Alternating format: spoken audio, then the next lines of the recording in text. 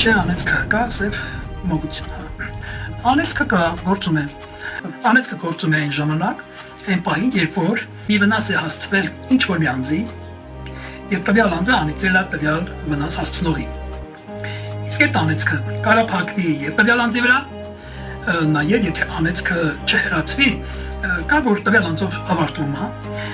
սակայն եթե նրա ծավալուն գործունեությունը ընթացիկ է, վնասատությունը, նրա վրա կուտակում է անեցքները, արդեն նրա հետնորդները, այսինքն ժառանգներն են քաշում նրա անեցքը։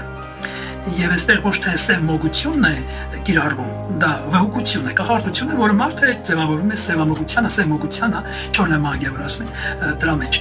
Սակայն մարդը անգամ որ գնում է վհուկների մոտ, նա դուր է բացում իր վրա, չարության դուր է բացում իր համար, իր ընտանիքի համար։ Բնականաբար որ իր վրա սև մոգությունը կա, դա կվնասի ընտանիքի եւ խնդիր կառաջացնի ինքը իր գլխին։ Կախարդությունը, սեմոգությունը, թղթացների մոտեցալը, դուք իր անել տալը,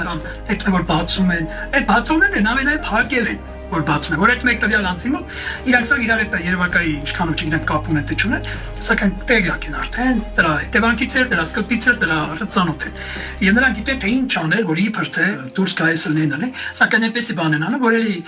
պատտվես գաս նրանց մոտ։ 20 օր հետո, մի ամիս հետո, 6 ամիս հետո, այսինքն այդ են անում, որ իրենցից անդադ կախման մեջ ընկնես։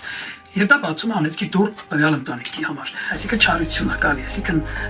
անեցք է գալի, ոնց որ գիտես ինչ, մեկին մի վնաս տալով, մեկին ինչ-որ մի կամ իբր քո վրա ինչ-որ բան հանելով, մի ուրիշն է փակում ես, մի ուրիշն է փակում է, որովհետև եթե դու գործ ես ունենում չար ուժերի դիվական ազդեցության հետ,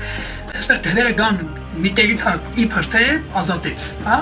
բայց մի ուրիշն է դու հնարավորություն ես տալի որ փակեն, ունես փակեն որ դու տակից կհենես թե չէ։ Դա արդեն աստծո զորությունը, միջամտությունը, զորությունը պիտի միջամտի, որ դու ազատվես, ազատագրվես։ Իսկ ես նման կերպ ասեմ։